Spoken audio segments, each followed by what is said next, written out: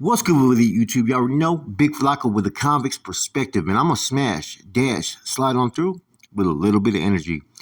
Please hit the like, subscribe, comment, do all those things to help support this channel, and hit that bell notification for future fire content. So, as we know, recently, Cdcr, known as California Department of Corrections and Rehabilitations, has announced that there is no more SNY, that all yards are fully integrated. Now, as far back as like 2017, they were already trying to integrate lower level inmates, level twos and whatnot, on the same yards, right? That's why it's very, very rare that you see a level two that's almost active, right? There's very few. You know what I'm saying? Level three, there's a little bit more than level four, of course, right? Now, all this sounds good on paper. You know, that they're attempting to, withstand fucking letting the inmates control everything and dictate the program, but all we see over the last few years is nothing but more violence due to CDCR enforcement of certain policies. Now, I think it was the homie Hangout that did a pretty good video talking about how some of these level 4 yards, inmates are returning that had previously been, in the system that were SNY, that are now being returned, and they're being put and sprinkled in different locations in different level 4 yards, right? And that administration is not running them because these individuals are telling them that, look, I can't be on this yard.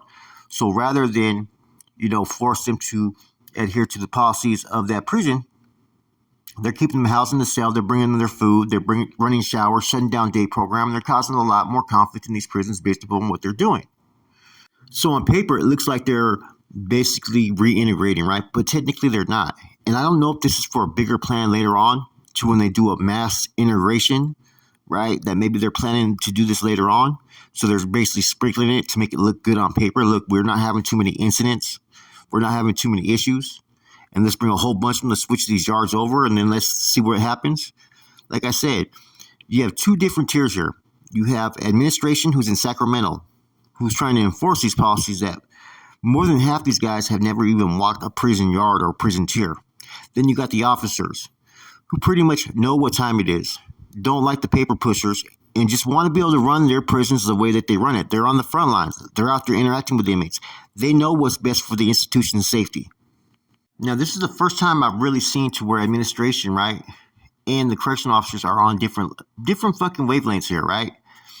And this is the first time where I see the correctional officers, right, who could take advantage of this and pretty much, influence and enforce more violence, which some of the officers have. Some people put these individuals in bad situations, right? But this isn't Corcoran Shoe 1994, 92 and all that, right? When they were basically sending people out there on integrated yards and basically killing people. They were doing gladiator events, right? And see, a lot of officers got indicted on that case in Corcoran, right? But they beat it. I'm going to tell you why they beat it. They beat it because what was in their department operations manual, known as a DOM, right, stated what they were doing was part of the procedure and how they were supposed to enforce the rules of conduct at that institution. They were supposed to integrate. Now, the same thing could happen here to where you could start to see a increase in violence, but it's basically officers are only following procedure. See, the procedures aren't being implemented by those that are walking the yards and walking the tiers. It's being enforced by those in Sacramento who are trying to fucking cut costs or find ways to generate more income for their programs and whatnot. Now, I've talked to active and inactive correctional officers, right? And they all say the same thing, that a lot of this is political. A lot of this is a whole different oversight of what's going on in the Department of Corrections, that nobody's really putting the truth out there. It's all pretty much being fabricated basically because they have an ulterior purpose, an ulterior motive to everything that they're doing. Now, here's something that people haven't talked about yet that recently happened. With the killing in Donovan of that individual Guy Perez, right? Do you guys realize that Snoop, right, Maurice Vasquez, and that individual were on basically a enemy list with a part on that they had against Snoop, that he had wanted this dude knocked down in the past. They were not supposed to be on the same yard, yet here you find both of these individuals on the same prison yard. And this had all came out basically in his last trial. So do you guys tell me, why were these two individuals put on the same prison yard together? They kind of incited the situation for a reaction to occur, okay? Just like they try to use in other, you know what I'm saying, people intercepting kites and information, right? Where someone says knock someone down, right? People were using the word knock down meant to take out, which it meant just to get them off the yard. So there's a lot of manipulation that has gone on by administration in these situations, right? And you're wondering, well, how could this person be put in a situation when they're not even supposed to be around each other? And this happens all the fucking time, right? Administration makes an error, right, on their part. And then they try to sweep it under the rug and they don't take accountability for their actions because the actions were pretty much already pre-planned. You see what I'm saying? You see what I'm getting at? So I anticipate as they do this, reintegration, right? You're going to find people who have enemy chronos with each other in the past or have issues that are not supposed to be on the same yard. You're going to find them on the same yard together, and you're going to have an increase of violence, just like we've already seen with the new year. That may be something that they're now implementing. They may now implement that regardless if you have a stay away order from an individual, they can still have you housed around that same individual, despite that there's very much security concerns when you're around this individual. The situation with, like I said, Snoop, that individual, they were not supposed to be around each other in the same yard. If I'm not mistaken, right? Don't count me this as facts, right? But I'm almost sure that he was one individual that was on a list that they were trying to sit there and say that was a conspiracy to commit a battery against, which was Guy Perez. Yet now they find him on the same yard with an individual who allegedly, they say, put the removal of this individual into effect. So it doesn't make sense. How are you going to put two people one, you know what I'm saying, is a target and the other one is the one that allegedly created this individual to be the target on the same prison yard for this to happen? That's why when people say CDCR has more blood on their hands, it's so fucking true. They did this shit way back in the days with the integration, putting people on yards they knew that we're going to have to get at it with each other, man. Therefore, a lot of people lost their lives. So how many of these actual events that we've witnessed or heard about actually, right? Not witnessed, but heard, right? Were actually staged by administration? So that's a question I have. Are they doing away now with the enemy chronos to where you can sit there and say, well, you know what? We're going to integrate you anyways. You guys aren't complying with policy. We're going to let you guys work it out amongst yourselves. Either get with the program or we're going to have to deal with you.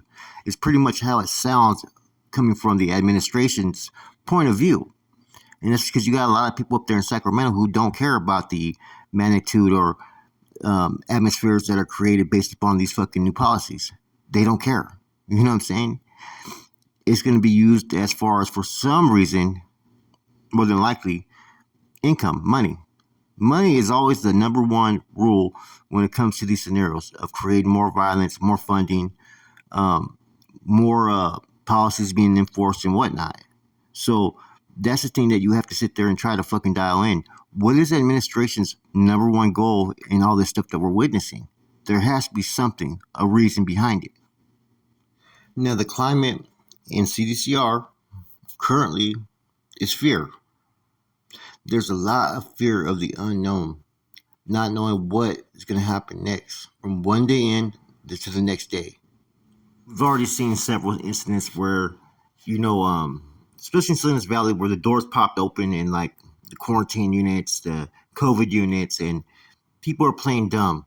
They know exactly what they're doing. Like I said, there's going to be an increased level of violence, right? Followed by a new policy or procedures they're going to try to impose. Watch. Now, what that is, I don't know, but we do know that they've been shooting for this Norway project, bringing in couches, making the environment that much more, like I said, that much more easy for inmates to do time. But it's at a cost. It's at a cost that you're willing to do your time around any inmate, that you're not going to engage just because they're a known enemy or just someone that you're not supposed to be on the yard with. And they've done a lot of test runs. Like I said, they put a lot of individuals that, were former STG members, right, on the SNY side. They've been putting them out there.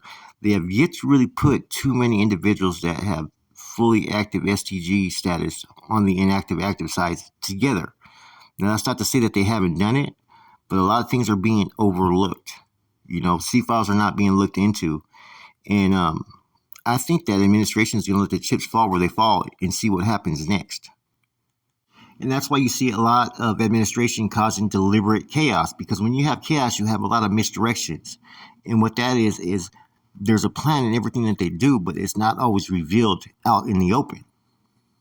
Now, the unfortunate thing is, administration is the one to blame for all this. They caused all this. They created this S&Y yards 20 some years ago, right? With the whole agenda to separate inmates that now you're trying to enforce to be together.